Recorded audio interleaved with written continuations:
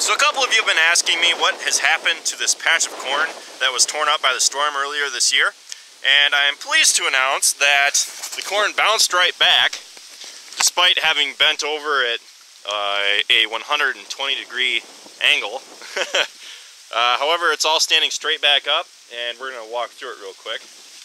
And we are seeing some stress on the corn, which is pretty normal. Over here we have what is called a crazy ear.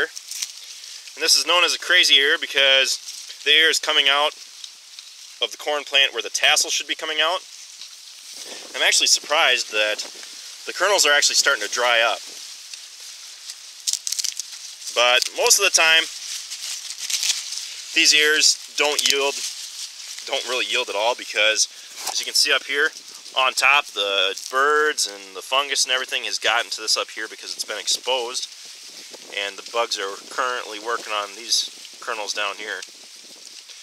However, usually tassel ears like that can be contributed to early on stress, pre-emergence issues and stuff like that. It's just early on stress, whether or not it's from the wind damage that we had earlier this year is up for debate. The rest of the corn down here, however, is looking quite awesome. Let's go back to a spot. You can see that the leaves on these plants are really still torn up. It's because they got tangled and they never really grew out of it. However, the stalk started growing back upright, and all these plants have really tasseled like normal plants. And it's been dry for the last month or so now. However, yesterday we got a pretty good downpour, and we really needed it. They usually say that you want to get a nice rain around the time that it starts silking, and we never got that rain. So what the yields will look like in our area, we'll have to wait and see. But I know that the USDA has been saying that, oh, it's going to be a bumper crop year, with the exception of places like Indiana. Well, we were doing awesome here. The only problem is that it got dry, and I've never heard anybody say anything about that in terms of USDA or the Pro Farm Tour, nothing like that. And they never said anything about the current drought that Wisconsin is in, or at least our area of Wisconsin is in a drought, because we've been getting these short, spitting rains for the last couple weeks, but they never amount to anything, and the ground had just been absolutely dry. You can see that it's cracking. It's actually pretty wet on top. Hopefully this cool and windy weather that we have today will allow the rain to soak into the ground a little bit, and it'll really help the corn along. And I know we were stressing a little bit over the lack of rain that we've been getting. So if I come in here, you'll see that these plants that were bent over at practically a 90-degree angle, if not more. We have some lodging going on down at the base of the stalks, which doesn't affect your yield, but it can if you're coming along with the head of the combine. And what will happen is that the head will throw the entire plant off to the side because it's growing sideways, and it can throw the ears off the corn head. But it really doesn't affect yield all that much. So we have some lodging down on the base. You can see that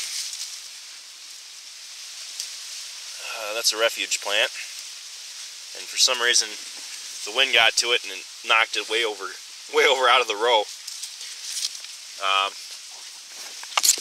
Looking at the corn, I don't see any other signs of stress right now other than down at the base. It was getting dry, and a lot of the other corn plants in our area were getting dry. But now that we got the rain, I think that the kernels should really be filling out now. Let's peel back one ear. The wind is just redonkulous today. So if you're having trouble hearing me, I apologize.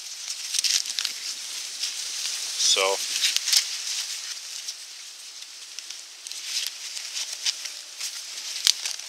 the ears on these plants that were lodged earlier by the storm are looking awesome.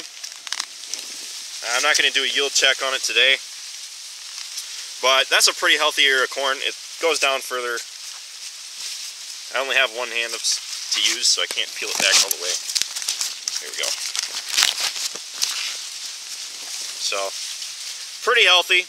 It's not perfect, but I imagine if you go 30 feet back through the row, the ears start looking normal again, because that's all that was really knocked over during the storm. You can see down in here that we have a spot that where the corn did not grow back. Knocked them over and pretty well killed them off. But then you have plants that will survive. They'll do anything to survive. Look at this. This plant was broken off at the bottom of the stalk. It is completely broken off right there. The brace roots have taken over and are supplying the plant. And this plant is not going to yield at all, because look at that ear. Plus, it's so low that the corn head will not be able to pick up that ear. But it's just amazing seeing how life finds a way, really. And you can see that the rest of these stalks, it's really not straight. So, do I expect to see a bit of a yield difference compared to the rest of the strip? I do, but considering how small this area is, I showed you guys that it's only really a 30 by 30 area in this strip that got knocked over, and that shouldn't really have any effect on yield. So, hopefully you guys are interested, we're interested to see what this looks like, because I know a lot of you have been asking me. We've got some fungus going on. If you look at the ears, we have some brown spots. You get a lot of that black spot going on under the leaves, which is pretty normal because these plants are going under some stress from having to put all that energy to grow straight back up. So you'll see more spots of fungus and stuff like that growing on your ears. But in terms of how detrimental this is, it's not bad. So that should be about it for this video, guys. I hope you enjoyed seeing what the strip looks like, and maybe some of you will stop asking me about it. I'm not really going to be able to check what the yield really is, because our combine can't measure yield across spots this small. So maybe I'll come out and do a yield check sometime, but we'll have to see. Not today, because the weather's really nasty. So hopefully you found this interesting. Thanks for watching, guys, and I'll see you next time.